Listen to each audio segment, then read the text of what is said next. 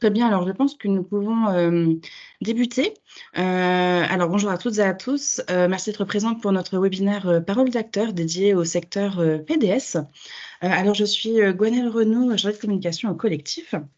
Et en quelques mots, donc Hop, voilà.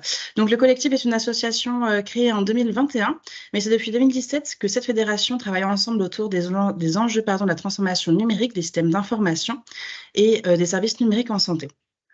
Nous avons pour mission d'accompagner la transformation numérique des ESMS sur l'ensemble des Hauts-de-France, et notamment via l'appel à projet ESMS numérique. En plus de cela, nous avons également un rôle d'information avec l'élaboration de dossiers de vulgarisation sur le numérique en santé, un rôle d'émergence de projet avec une aide à la constitution de GREP et un rôle de capitalisation avec l'élaboration de retours d'expérience et de mise à disposition d'outils. Alors, merci Madame Deré d'être présente avec nous aujourd'hui pour ce retour d'expérience. Alors, s'il vous plaît, pouvez-vous vous présenter et présenter votre structure? Ah, votre micro est coupé. Est-ce que vous m'entendez? Je vous entends. Ça fait de l'écho, mais bon. Alors, oui, on vous entend assez mal. Attendez.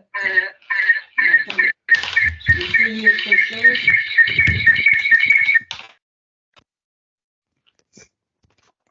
Est-ce que vous m'entendez mieux? C'est parfait. Bon, bah parfait. On va aller aux anciennes méthodes. Alors, merci de m'avoir convié déjà à cette intervention. J'ai un retour. Bon, c'est pas grave. Du coup, je démarre la présentation déjà d'emblée? Oui, bien sûr, allez-y. Bon, ok, très bien. Donc, moi, je me présente, je suis Agnès Deré, je suis cadre de santé depuis juin 2007. Je suis de formation initiale infirmière de secteur psychiatrique qui n'existe plus, diplôme qui n'existe plus. Donc, j'en suis fière. Et donc, je travaille, j'ai fait mon parcours principalement en psychiatrie et je suis arrivée en addictologie donc à la maison de quête à Bussy-le-Long depuis août 2020. Toujours en tant que cadre, bien entendu. Donc voilà, la structure sur laquelle j'exerce est un SMR et un XAPA en addictologie essentiellement. Nous sommes rattachés à l'association Aurore, qui est une association qui est orientée vers l'accueil des personnes en situation de précarité, d'exclusion, avec des structures d'hébergement, de réinsertion, réadaptation professionnelle ou sociale, et notamment 2 structures sanitaires qui sont donc orientées vers les soins. L'établissement où je travaille est composé de 14 lits donc en SMR et 12 lits en XAPA résidentiel à Bussy-le-Long, et nous avons un dispositif d'appartement thérapeutique de 12 places sur Soissons, qui est une extension en fait du XAPA résidentiel. Voilà. Donc nous accueillons essentiellement un public de personnes souffrant d'addiction sur un séjour de 12 semaines avec une prise en charge qui s'appuie sur un modèle qu'on appelle le modèle Minnesota, on est d'inspiration du modèle Minnesota, et donc nous sommes, si je peux le dire, malgré tout, un centre d'addicto qui est très reconnu en France et dans le milieu de l'addicto, parce que c'est un programme un peu particulier qu'on ne rencontre pas dans toutes les structures et les cliniques d'addicto. Donc voilà un peu pour vous présenter le décor, j'ai envie de dire, de mon lieu d'exercice et de qui je suis. Merci. Donc, pour en venir au sujet du DUI, parce que nous, ici, on dit un DPI, donc chacun a ses acronymes, mais bon, là, je vais employer le mot DUI parce que c'est le vôtre. Donc, nous sommes. Pourquoi avoir installé mis en place en tout cas un DUI? C'est principalement pour déjà utiliser un système d'information qui accompagne nos personnes, nos usagers dans leur programme de soins, et notamment un programme informatique qui centralise un maximum toutes les informations relatives autour de la prise en charge du patient, les informations du patient, et tout ça dans un objectif d'améliorer la communication et l'interopérabilité avec toutes les plateformes extérieures avec lesquelles on est obligé de travailler de plus en plus. Cet outil permet bien entendu de coordonner donc notre prise en charge, comme je vous l'ai dit, de centraliser les informations entre tous les professionnels qui exercent au sein de l'établissement, puisque nous sommes une équipe pluridisciplinaire et avec une accessibilité et des droits d'accès, bien sûr, en fonction des profils métiers. Parce que tout le monde ne peut pas aller lire tout ce qu'il y a dans les dossiers selon son profil métier. Cette démarche d'installation du DUI, elle a eu lieu dans notre établissement en 2005, donc ça fait déjà quand même quelques années qu'on utilise le logiciel. Alors au tout début, ça a été un logiciel qui s'appelait Projet 10 Addiction, qui avait surtout une finalité statistique. C'était vraiment utilisé pour les remontées de stats aux tutelles, hein.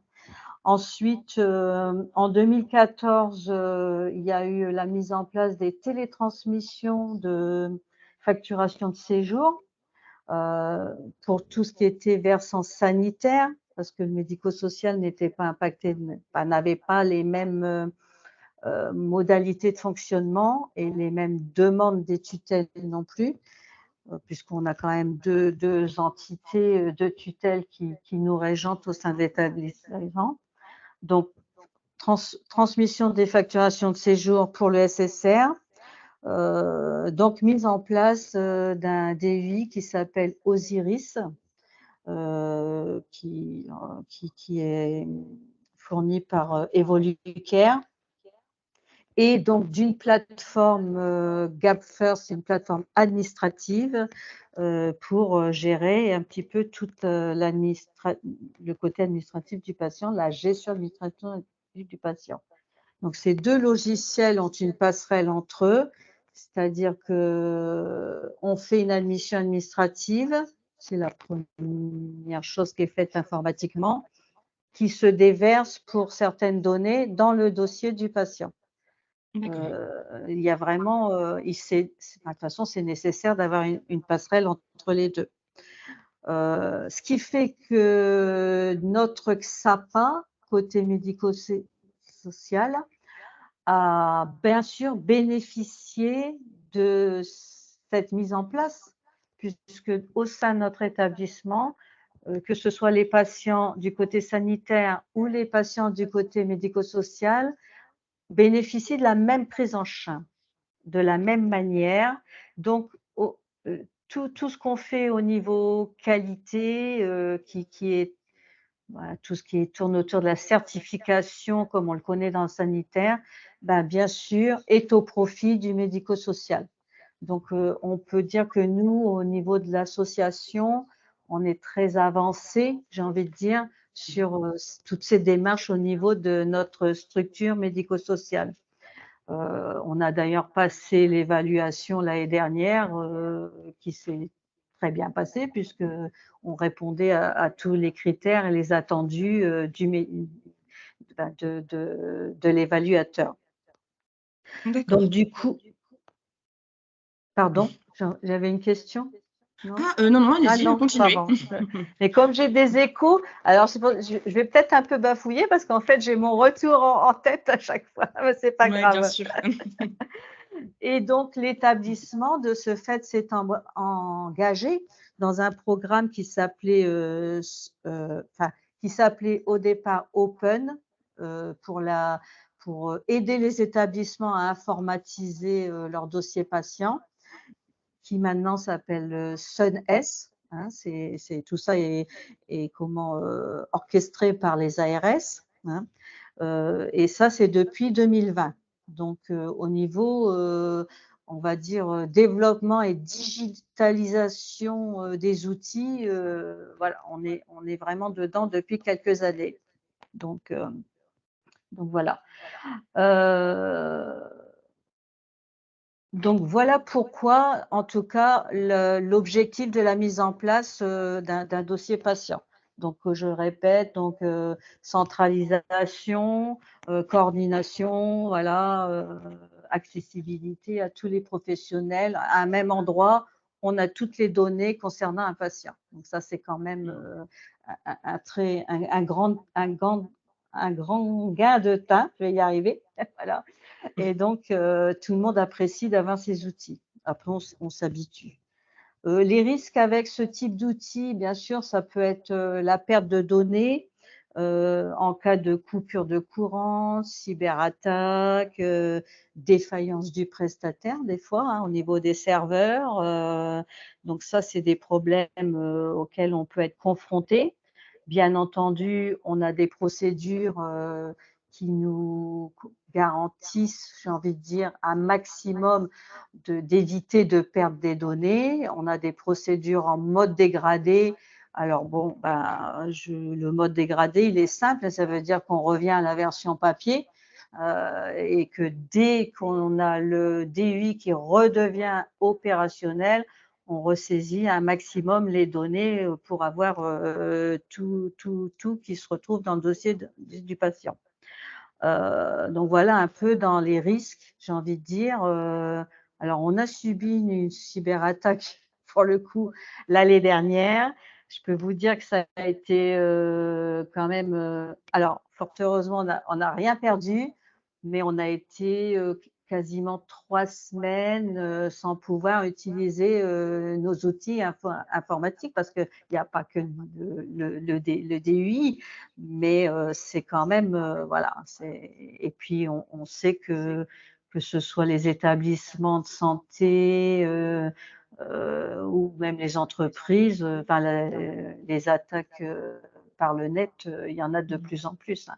Donc il faut se parer, de logiciels déjà de protection. Il faut avoir des sauvegardes régulières de nos données.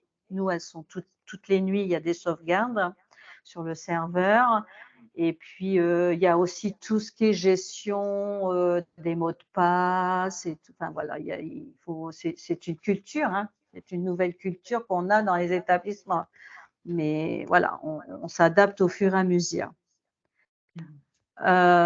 Donc l'usage du DPI, comme je le disais tout à l'heure, il se fait par l'équipe pluridisciplinaire, que ce soit, l'équipe administrative, l'équipe de soins, l'équipe médico-sociale, heu, l'équipe médicale et paramédicale, bien entendu.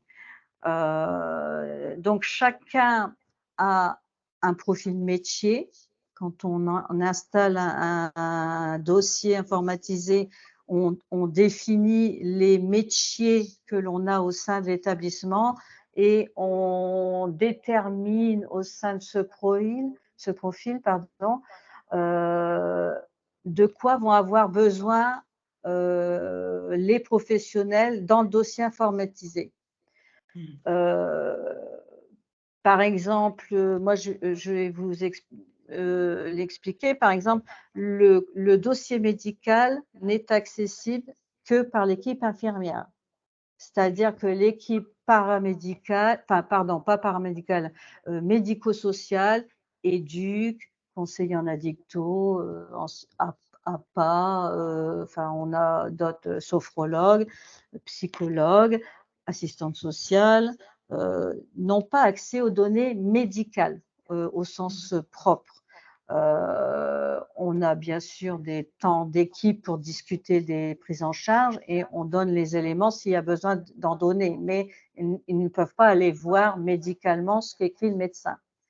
Ce qu'il faut rappeler aussi, c'est que dans un dossier informatisé, le médecin, l'assistante sociale et les psychologues sont les 3 compétences métiers qui peuvent, créer, dans leur utilisation du dossier, des notes personnelles.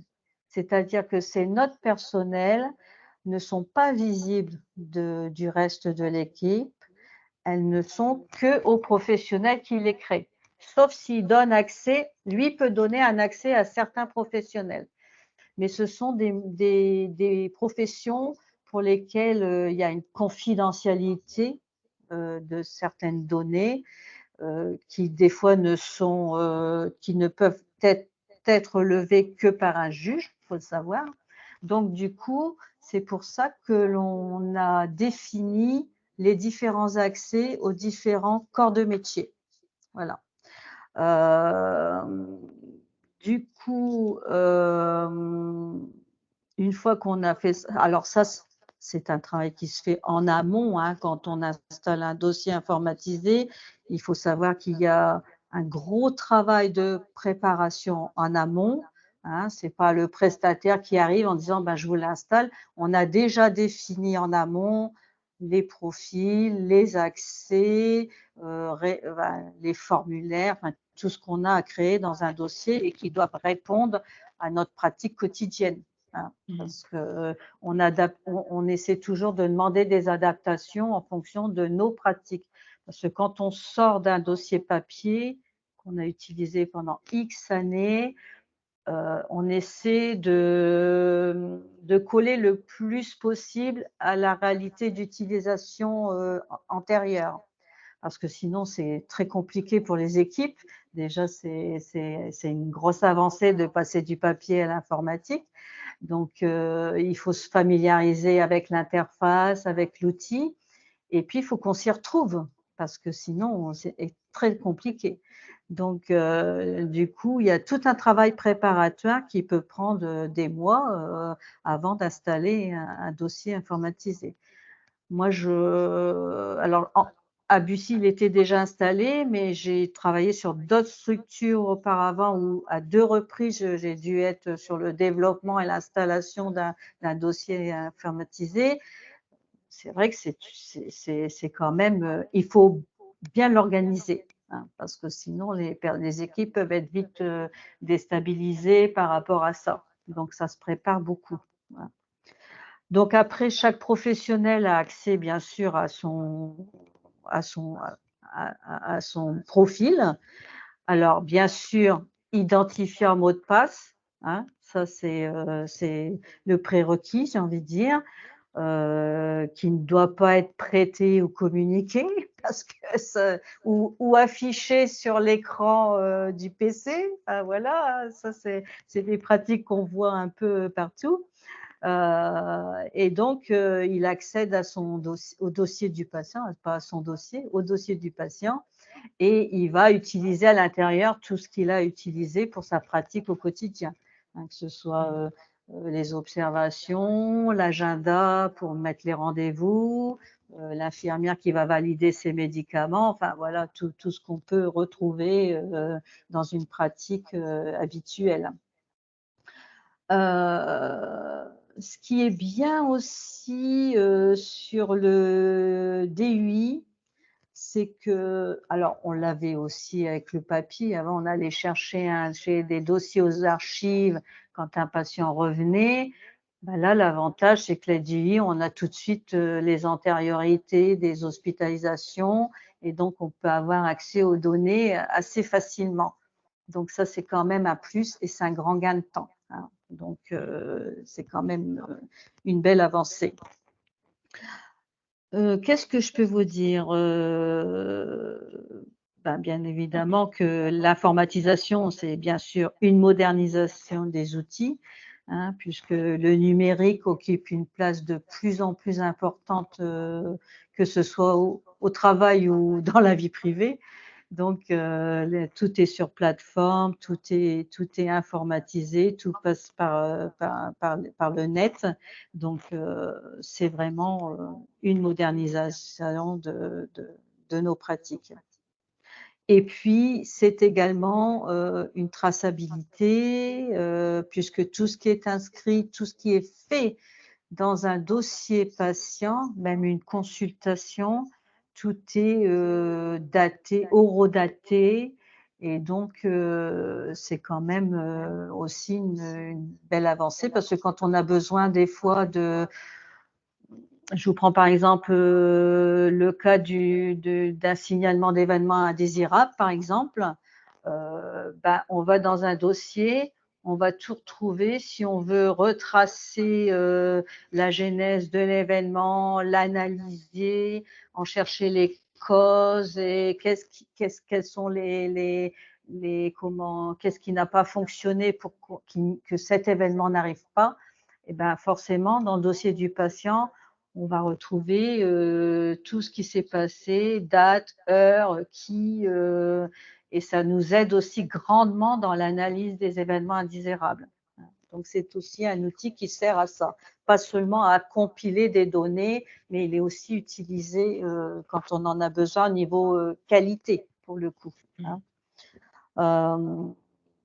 Ensuite, vous m'aviez, alors là, je vous disais, c'était moi mon domaine, mais je me suis renseignée de mon côté par rapport aux usages des services socles, Oui. hein, parce que moi, je suis plus sur le côté soins. Bien sûr, je suis dans le paramétrage du UI, mais tout ce qui concerne la gestion administrative, les facturations de séjour, tout ça, tout ça, c'est pas, moi, j'y suis pas directement, en tout cas. En tout cas, on utilise en effet en service socle donc le DMP, la MSS et l'INS. Donc ça, c'est surtout la secrétaire d'accueil qui gère ça quand le patient arrive à l'admission. Nous, on a déployé l'INS depuis novembre 2022. La secrétaire donc appelle le téléservice pour la qualification de l'INS à partir de notre logiciel administratif, pas du DUI, hein, du logiciel administratif. Et puis, le DUI, lui, récupère du coup l'INS de la gestion administrative. Hein. Donc, c'est pour ça que je vous dis que les passerelles sont vraiment importantes parce qu'on ne peut pas faire sans. Hein. Ça, c'est impossible.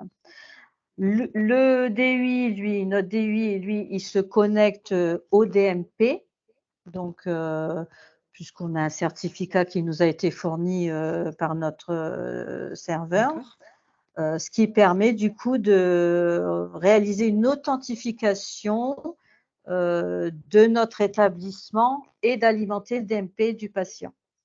Bien entendu, s'il a ouvert et s'il a… Alors, il me semble, mais je ne pense pas trop me tromper, mais je pense que maintenant, les espaces santé sont ouverts d'office pour chaque personne. Et c'est à la personne après d'aller sur son espace santé si elle veut dire là, je ne veux pas que ce professionnel dépose des documents. Enfin, voilà.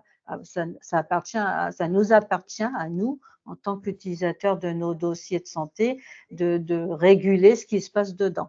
Parce qu'avant, il fallait que ce soit qu'on ouvre notre DMP, sauf que maintenant, il y a eu la législation fait qu'ils sont ouverts directement. Donc le DMP, nous, il est alimenté par la secrétaire d'admission, si le patient est OK, parce qu'on lui demande quand même. Hein. Et ce qu'on alimente d'office à la fin des séjours sur le DMP, c'est la lettre de liaison de sortie et puis l'ordonnance de sortie. Ça, ce sont les 2 documents qui, nous, d'office, remontent dans le DMP du patient. Après, on utilise donc l'AMS Santé pour tout ce qui est, transmission de documents, que ce soit comptes rendus médicaux, et que tout ça soit fait en toute sécurité. On a un lien, nous, on travaille avec une officine de ville. Nos prescriptions, elles sont transmises via la MSS parce que, il faut que ce sont des données qui doivent être sécurisées, hein. Donc, on les utilise dans ce cas-là.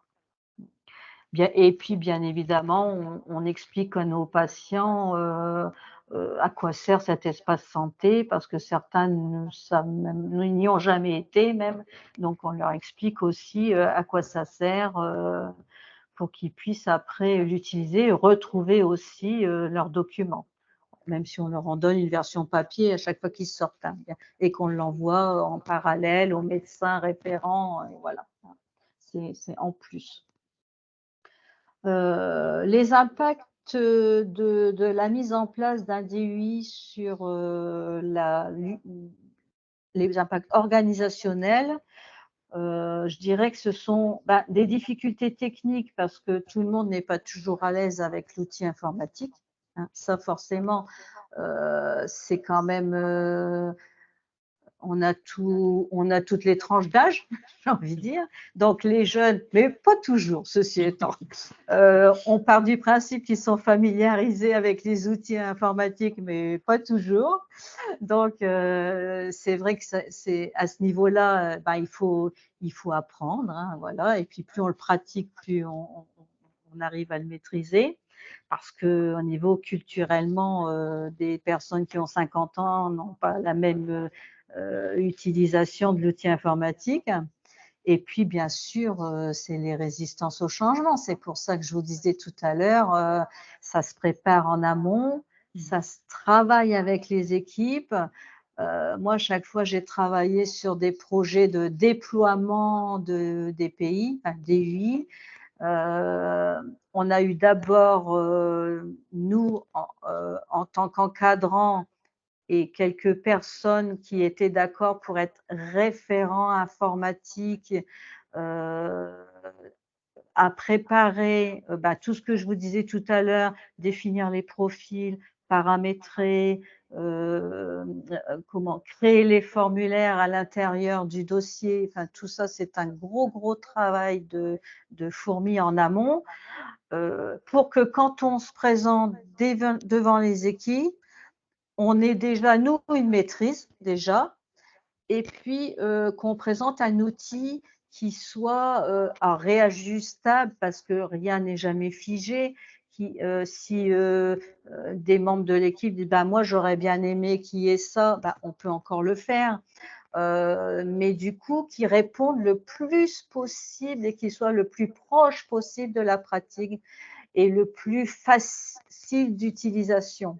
Et que ce soit intuitif, parce que sinon, s'il faut aller remplir à différents endroits, c'est extrêmement compliqué. Donc, tout est déjà bien préparé. Après, on fait des temps de formation. En général, on les fait aussi par profil métier parce que c'est plus facile, parce que sinon, c'est voilà, tout le monde s'y perd. Et donc tout ça, bah, ça vous prend quand même quelques mois, hein, ça ne se fait pas comme ça. Et ce qui fait que quand les gens, se retrouvent devant l'outil, bah, au moins, on a bien préparé les choses et puis on les a accompagnés à tout changement parce que c'est vraiment un changement de pratique, hein. Souvent les gens au début vous disent, «Oui, mais on ne gagne pas du temps parce qu'on est toujours sur le PC», mais en fait c'est les débuts parce qu'après, c'est une pratique quotidienne, hein.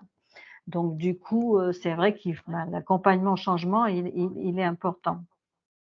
Comme je vous disais, bon, ben, bien préparer le logiciel et puis d'avoir, du coup, nous on appelait ça, former des super utilisateurs qui vont en savoir un peu plus que ceux qui l'utilisent, au quotidien, pour leur, travail. Mais s'ils sont embêtés, s'ils coincent, si ça bloque, il faut que quelqu'un soit là pour les dépatouiller parce que sinon, on a vite fait de laisser tomber Et puis du coup, c'est le meilleur moyen de ne pas avoir les infos dans les dossiers.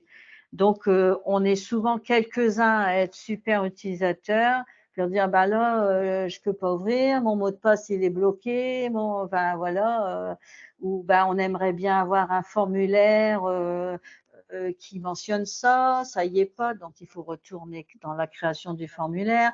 Les médecins qui veulent certains types de courriers, mais qu'ils n'aient plus qu'à compléter, ben tout ça fait qu'il faut qu'il y ait des super utilisateurs, parce que sinon on ne peut pas toujours avoir le prestataire, ça a un coût.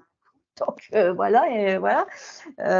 Donc on le fait en interne, le plus possible en interne en tout cas. Et puis les prestataires, malgré tout, nous, le nôtre en tout cas, laisse à disposition un accès sur sa plateforme de e-learning, ce qui fait que les personnes peuvent se connecter quand elles veulent pour refaire un peu de formation en e-learning. Donc ça, c'est plutôt pas mal. Alors, quand on a des nouveaux professionnels, ben, en fait, ils sont formés par les anciens. Parce que c'est vrai que quand on a une personne watch-on qui a une équipe, forcément, on ne peut pas lui refaire une formation complète. Donc, ben, on les forme sur le terrain, mais en général, ça se passe bien. Nos vacataires, on a des vacataires qui viennent régulièrement. On leur fait des accès, bien entendu, qui se calent au profil métier de la personne qui remplace. Et puis, ils ont un accès identifié en mot de passe et on les forme en général sur une demi-journée. On peut facilement les former pour l'utilisation du quotidien. Après, il n'y a pas de souci là-dessus. Là. Donc voilà. Euh, du coup, après, l'impact organisationnel également, c'est que à la base, les services SOC qu'on a évoqués auparavant, ben, ils n'étaient pas prévus au départ. Quand on a utilisé le DUI, donc il a fallu aussi, c'était pas un prérequis à l'époque. Maintenant, ça l'est. Donc, c'est quand même plus facile. Et du coup, il a fallu, nous, qu'on redéveloppe et qu'on fasse évoluer avec le prestataire notre logiciel pour qu'il se cale aux nouveaux prérequis qui sont l'AMS Santé, le DMP, l'accès au DMP, l'INS et tout ça. Donc, ça nous a demandé, nous, de nous remettre à jour à ce niveau-là. Mais bon, c'est pas dramatique, mais du coup, voilà, il a fallu quand même qu'on modifie certaines choses. Donc maintenant, c'est vrai que il me semble que les nouveaux logiciels proposés intègrent déjà ces données. Donc ça, c'est quand même un avantage. Bien entendu, on informe nos patients usagers que nous avons un dossier informatisé. Hein, c'est important qu'ils soient au courant que les données sont compilées et informatisées dans un dossier qui va se retrouver bien sûr archivé sur notre serveur.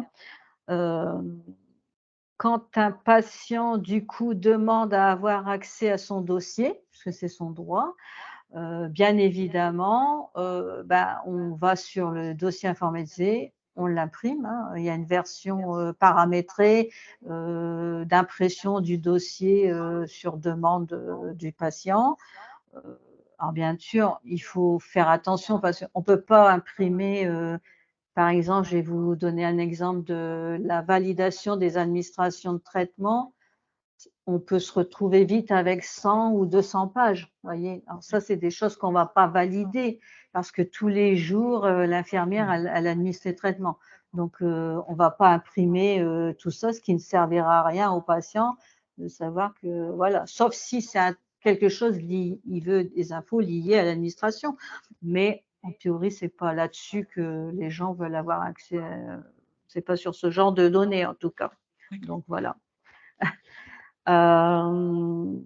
Donc, bien sûr, comme je vous le disais, à l'admission, la secrétaire, ben, elle vérifie les NS et l'existence du DMP. Donc, forcément, l'usager, le patient, il est au courant de cette démarche au sein de l'établissement. Et puis, s'il n'y a pas d'espace créé, elle l'encourage à créer son espace santé. Enfin, en tout cas, à l'activer. Alors nous n'avons pas au sein de notre établissement de CVS concernant le médico-social, mais on a une CDU parce qu'on est sanitaire.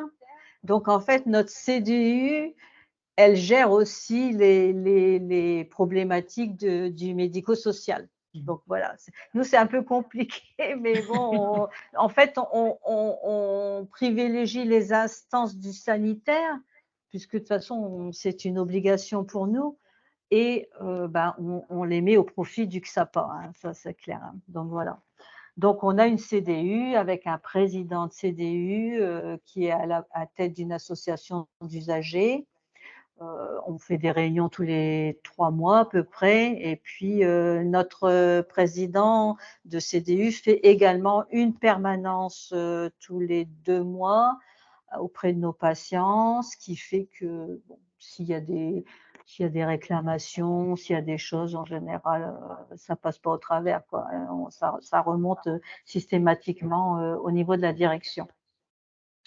Alors, vous m'aviez posé la question, est-ce que la satisfaction est évaluée sur le versant du système informatique? Eh ben non.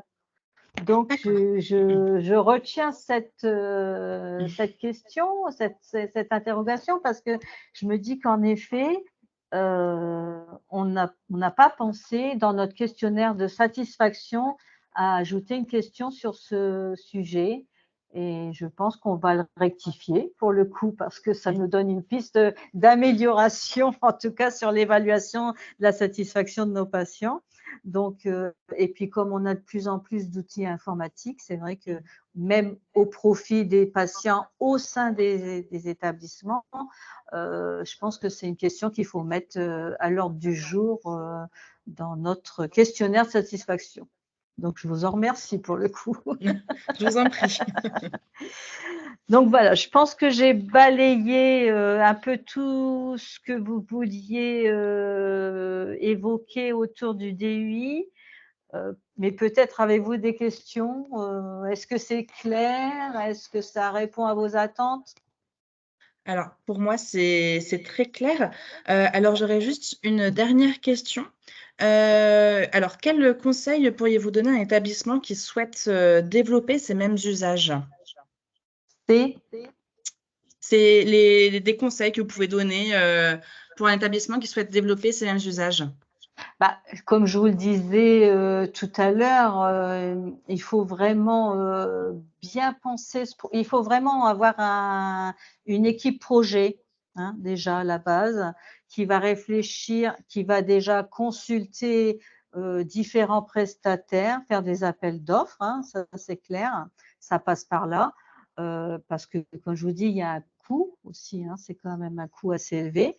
Euh, il faut donc une équipe qui soit sur ce projet, différentes études de différents logiciels, voir ce qui correspond le plus à la pratique qu'on veut en avoir et qu'on avait antérieurement sur version papier, parce qu'il existe différents logiciels sur le marché, bien entendu qu'ils soient aussi agréés, hein, et reconnus et certifiés, parce que si vous engagez avec un prestataire qui n'est pas agréé au niveau des instances, ben ils vont être embêtés.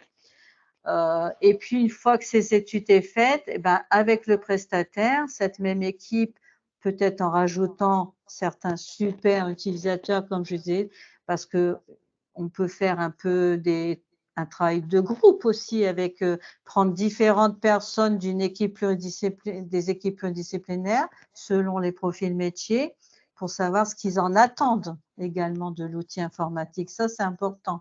Donc, il faut vraiment travailler en concertation, en collaboration.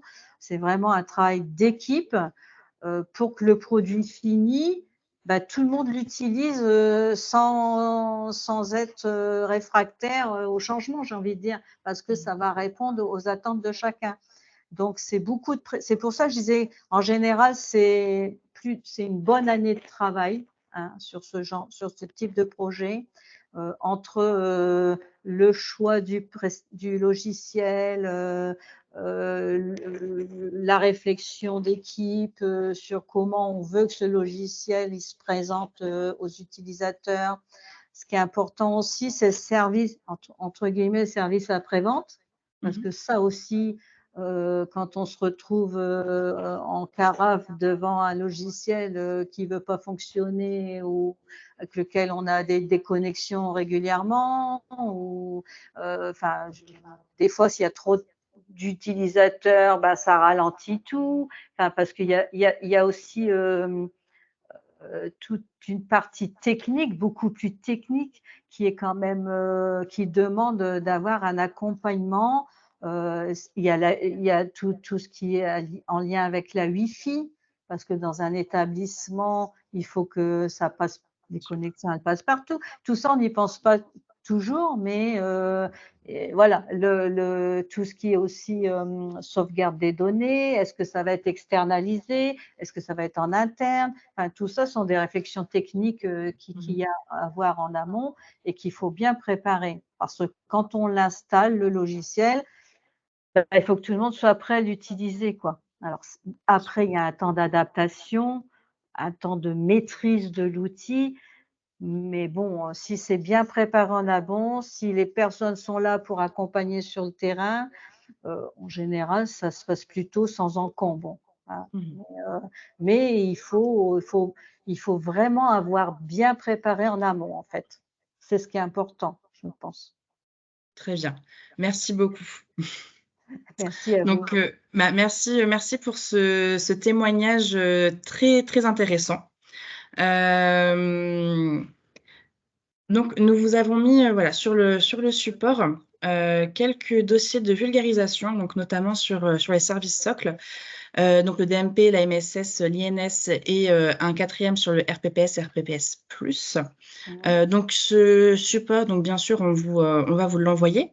Vous retrouverez également donc un QR code renvoyant vers notre site internet ainsi que le lien vers notre page LinkedIn.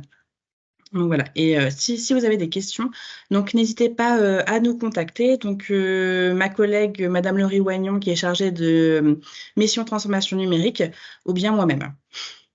En tout cas, nous vous remercions d'avoir participé à ce webinaire, à ce retour d'expérience, et nous vous souhaitons une très bonne journée. Merci à vous. Au revoir. Merci beaucoup. Au revoir.